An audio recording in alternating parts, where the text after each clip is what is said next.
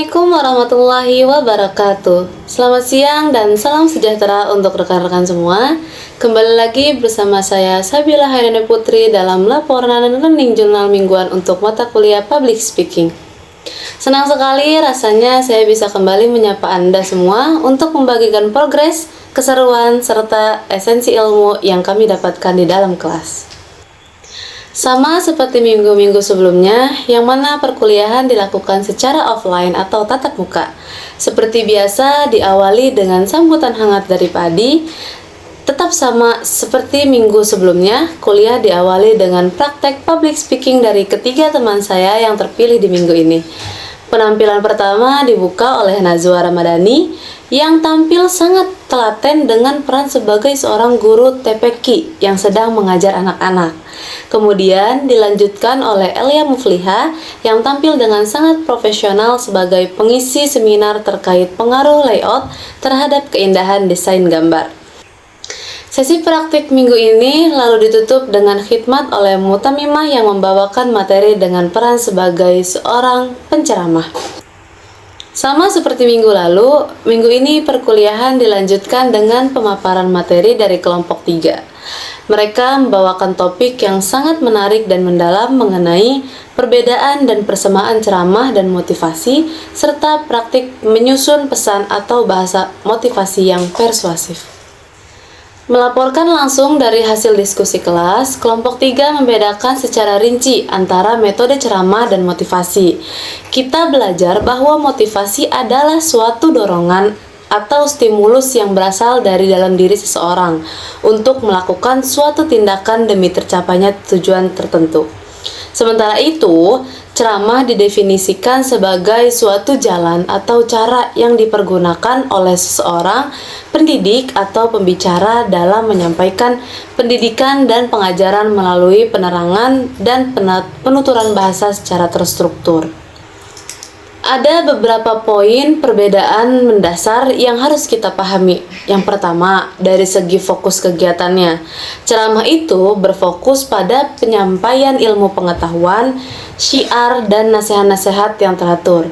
Sedangkan motivasi memiliki fokus utama untuk membangkitkan semangat, menggerakkan emosi, dan mendorong audiens untuk segera bertindak melakukan perubahan positif dalam hidupnya. Yang kedua, dari segi pesan, ceramah lebih menekankan pada aspek pengetahuan, kedalaman teori, ajaran, atau fakta-fakta yang baku. Sebaliknya, konten dari sebuah motivasi akan lebih menonjolkan inspirasi, kekuatan mental, serta banyak mengangkat pengalaman nyata maupun kisah-kisah sukses yang mengunggah. Perbedaan ketiga bisa kita lihat dari gaya penyampaiannya. Ceramah umumnya disampaikan secara lebih formal, tenang, dan teratur sesuai kaidah. Sementara seorang motivator biasanya tampil dengan gaya yang jauh lebih dinamis, penuh energi, ekspresif, emosional, dan sangat persuasif untuk menyentuh hati pendengarnya. Meskipun memiliki perbedaan mendasar dalam penerapannya, kelompok 3 juga menjelaskan bahwa keduanya memiliki persamaan yang kuat. Baik ceramah maupun motivasi, keduanya sama-sama bentuk dari komunikasi publik yang bertujuan untuk memberikan pengaruh positif, mengubah pola pikir, serta mentransfer nilai-nilai kebaikan kepada khalayak luas. Kami juga dibekali ilmu praktis mengenai langkah-langkah dalam menyusun teks atau bahasa motivasi yang bersifat persuasif. Komunikasi persuasif sendiri adalah bentuk komunikasi yang bertujuan untuk mengubah sikap, kepercayaan, dan perilaku dari pihak penerima pesan dengan mengoptimalkan fungsi psikologis. Dalam menyusun teks persuasif ini, setidaknya ada 3 karakteristik utama yang harus terkandung di dalamnya. Karakteristik pertama adalah bahasanya harus bersifat emotif, yaitu mampu menyentuh emosi dan perasaan audiens. Yang kedua, teks tersebut wajib menyampaikan fakta serta pendapat dari para ahli agar apa yang disampaikan memiliki landasan yang kuat dan terpercaya.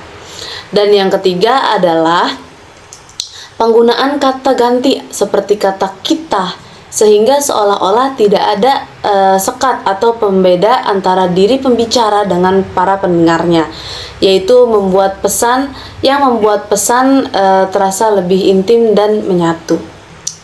Dari pembelajaran hari ini, saya menarik kesimpulan yang sangat berharga bahwa menjadi seorang public speaker yang handal menuntut kita untuk tahu kapan harus menempatkan diri sebagai seorang penceramah yang edukatif dan kapan kita harus menjadi seorang motivator yang mampu membakar semangat audiens.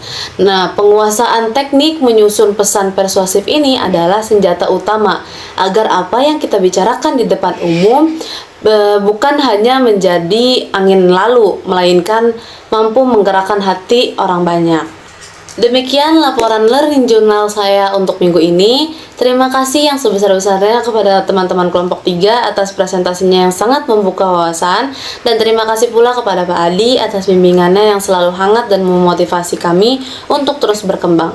Teruslah berlatih, karena setiap kata yang kita ucapkan dengan penuh persiapan memiliki kekuatan untuk menginspirasi.